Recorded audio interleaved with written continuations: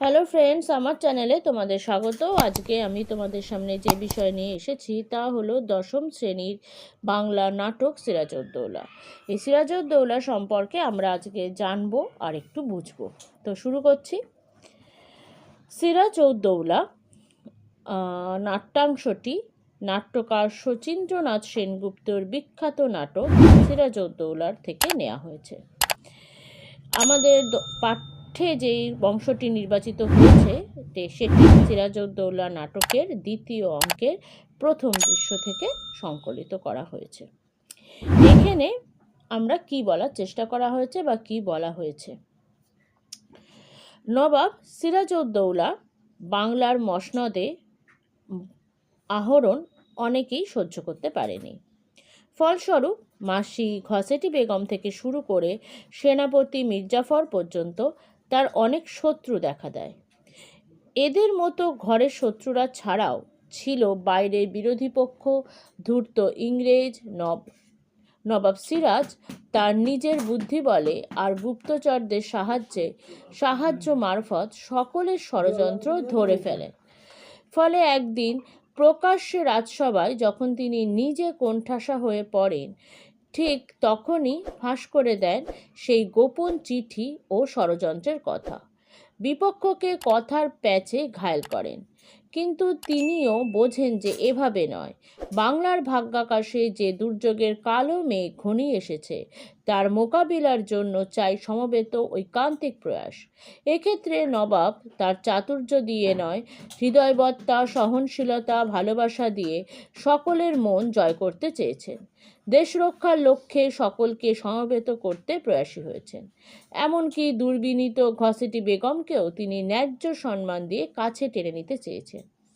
কিন্তু সভাসদদের আপাত সহমত অধিকার করতে পারলেও ঘসেটি বেগমের ক্ষেত্রে তিনি ব্যর্থ হয়ে যান।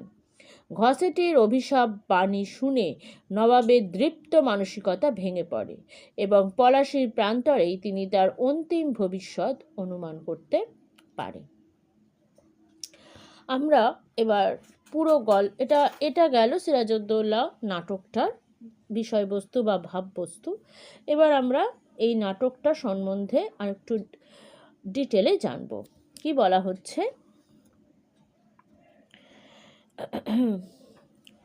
সিরাজের দরবার কক্ষ দিয়ে শুরু হচ্ছে। সিরাজ সিংহাসনে বসে আছেন।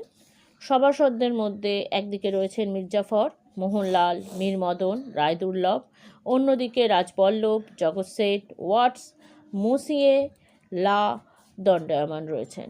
দরবারে নবাব সিরাজ ইস্ট ইন্ডিয়া কোম্পানির প্রতিনিধি ওয়াটসকে তার বিরুদ্ধে ষড়যন্ত্রে লিপ্ত হওয়ার জন্য অভিযুক্ত করেন। ওয়াটস সেই অভিযোগ অস্বীকার করেন। তখন নবাব অ্যাডমিরাল ওয়াটসনের লেখা পত্র এবং ওয়াটসের নিজের লেখা চিঠি দরবারে পেশ করে। মুন্সিকে দিয়ে পাঠ করিয়ে তাকে হতবুদ্ধি করে দেন। সেখানে স্পষ্টভাবে নবাবের প্রতি বিশ্বাসভঙ্গ এবং চন্দননগর আক্রমণের পরামর্শ লিখিত ছিল। শুধু তাই নয়, তথ্য প্রমাণসহ ওয়াটস যে নবাবের দরবারে বসেই নবাবের বিরুদ্ধে তার সভাসদদের উত্তেজিত করেছেন এবং কলকাতায় ইংরেজদের নবাবের আদেশ লঙ্ঘন করার উপদেশ দিচ্ছে তা প্রকাশ করে দেন।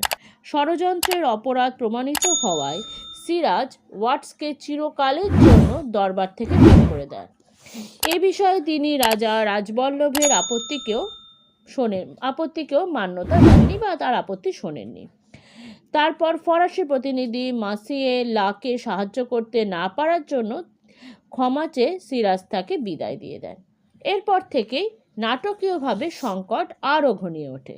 শুরু হয়ে যায় রাজবল্লভ, জগৎ শেঠ, মির্জাফরের সঙ্গে নবাব সিরাজের প্রবল বাদানুবাদ, যুক্তি প্রতিযুক্তির লড়াই।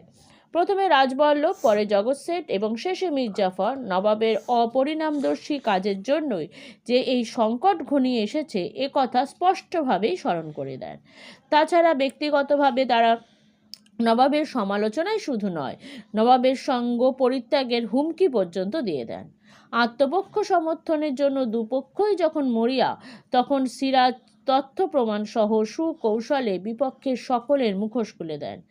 সভা যখন চরমভাবে দুটি দলে বিভক্ত হওয়ার উপক্রম, ঠিক তখনই সিরাজই অত্যন্ত নাটকীয় কায়দায় প্রগাঢ় ভাববিহ্বল সংলাপের মধ্য দিয়ে বিপক্ষের মির্জাফর, রাজবল্লভ, জগৎ শেঠ প্রমুখকে দেশের স্বাধীনতা রক্ষার প্রশ্নে সহমত ও একজোট হতে উদ্বুদ্ধ করেন। এরপর দেখা যায় দরবার থেকে সকলে চলে যান এবং নবাবের আর এক প্রতিপক্ষ মাসি ঘসেটি বেগম এসে উপস্থিত হন। নবাবের আচরণে তার প্রবল আপত্তি ছিল। তিনি নবাবের সামনেই তার বিরুদ্ধে বিষোদ্গার করতে থাকেন, তাকে অভিশাপ দিতে থাকেন। নবাব যতই ঘসেটিকে নিজের মাসি হিসাবে মায়ের তুল্য মর্যাদা দিতে চান, ঘসেটি বেগম ততই একরোখা বিরুদ্ধতা এবং কটু ভাষণ চালিয়ে যেতে থাকেন। ফলে পরিস্থিতি অত্যন্ত অপ্রীতিকর ও অসহনীয় হয়ে ওঠে। ঘসেটি বেগমের স্নেহের পাত্রী নবাব মহিষী লুৎফা এসেও তাকে নিরস্ত করতে অসমর্থ হন। তীব্র মনোবেদনায় দীর্ণ হতে থাকা সিরাজউদ্দৌলা নবাব বেগম লুৎফাকে জানান তার ভবিষ্যৎ সামনে কীরকম ভয়ঙ্কর দিন এগিয়ে আসছে তার একটা আভাস সিরাজের কাছে ক্রমশ স্পষ্ট হয়ে ওঠে। পলাশির যুদ্ধে রক্তাক্ত পরিণামের ইঙ্গিত মেলে তার শেষ সংলাপগুলিতে। সিরাজ বুঝিয়ে দিতে চান যে অন্তিম লড়াই, শেষ যুদ্ধের জন্য তিনি মানসিকভাবে প্রস্তুত। নবাব এখানে কোনোভাবেই নির্লিপ্ত নন, বরং ঘটনা প্রবাহের সঙ্গে তীব্রভাবে সম্পৃক্ত। তবুও অন্তিম সংলাপে কোথায় যেন একটা প্রচ্ছন্ন দার্শনিকতা বোধ তাকে আচ্ছন্ন করে ফেলে, যা অনেকাংশে হাহাকারের মতো শোনায়। তো এই ছিল আমাদের সিরাজউদ্দৌলা। আশা করি তোমরা এর থেকে বুঝতে পারবে যেটা আমি বলার চেষ্টা করেছি। যেভাবে নাটক করা হয়েছে, সিরাজউদ্দৌলা নাটকটি উপস্থাপনা করা হয়েছে, সেটাই আমি বললাম। এতে তোমাদের উপকার হবে। তো আজকের মতো আমি এখানেই শেষ করছি। Thank you.